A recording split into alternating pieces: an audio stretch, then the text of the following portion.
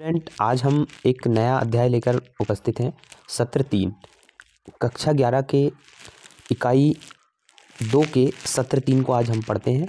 देखिए, बीज बोना और पौधरोपण सामग्री, है ना। बीज बोना, जब आप बीजों को बोते हैं, जो भी बीज हैं उनको जब बोते हैं तो उनकी बोने की विधि कौन कौन सी अपनाते हैं। क्या डायरेक्ट आप खेत में जाकर छिड़काव विधि के द्वारा बीज बोते हो, या लाइन में कतारों में बीज बोते हो, है ना, या प्रो ट्रे के माध्यम से बोते हो। तो इसी को पढ़ रहे हैं हम। तो बीज बोने की विधियाँ पढ़ रहे हैं। तो पहली छिड़काव विधि की बात कर लेते हैं।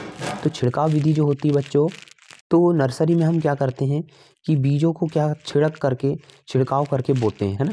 बीजों को छिड़क करके बारीक छाने हुए सड़े हुए गोबर की खाद या कंपोस्ट से ढक देते हैं। इसको बीज को छिड़क करके बोने के बाद में, है ना। तो ये छिड़क करके बोने की एक विधि है। उसके बाद में दूसरी विधि की बात कर लेते हैं, लाइन में बुआई। लाइन में बुआई से क्या समझते हैं कि लाइन में जब बुआई होती है, यह नर्सरी में बीज बोने की सबसे अच्छी विधि मानते हैं हम इसको। लाइनों में बुआई अंकुरण की गुणवत्ता में सुधार करती है। इस विधि में प्रत्येक बीज को स्वतंत्र स्थान मिलता है ना। तो ये फायदा है लाइन में बुआई के।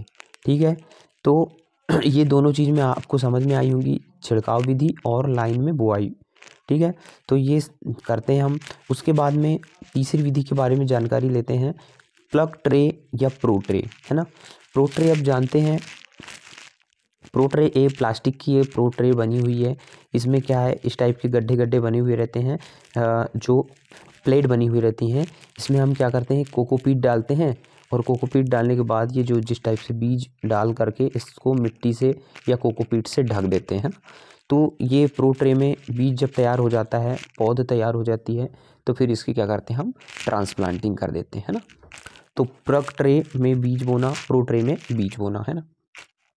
ये इस टाइप से बीज बोने की विधि है ये, है ना।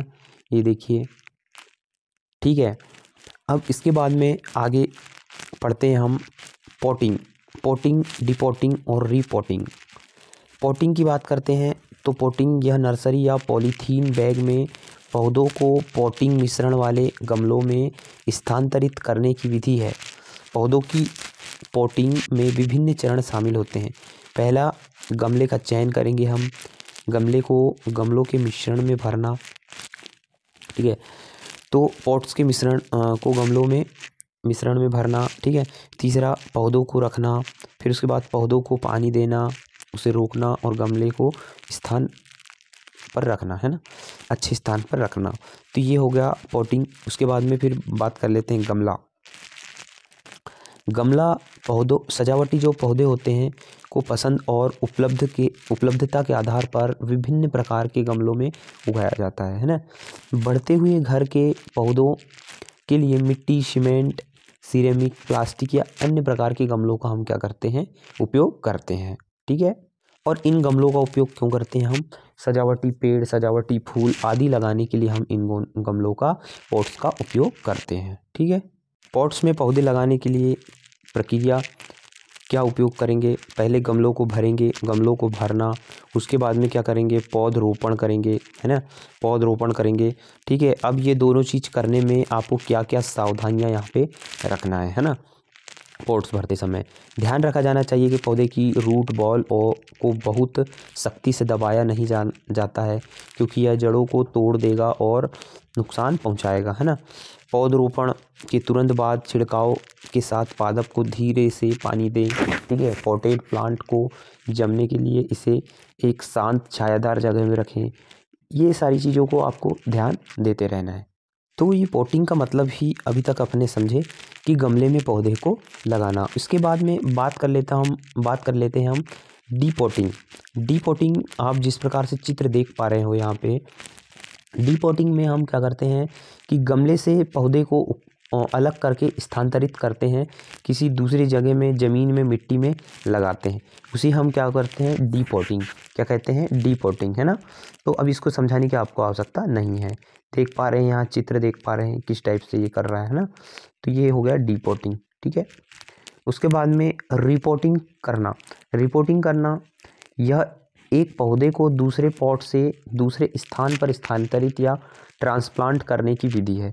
यह एक गमले में लगे पौधे का दूसरे गमले में पौधरोपण किया जाता है। इसमें क्या करते हैं, रिपोर्टिंग में एक गमले से दूसरे गमले में हम पौधे को लगाते हैं। ठीक है, ये हो गया रिपोर्टिंग। अब उसके बाद में ये पॉइंट्स आप पढ़ लेंगे ध्यानपूर्वक। ठीक है, अब आगे हम बढ़ते हैं बच्चों।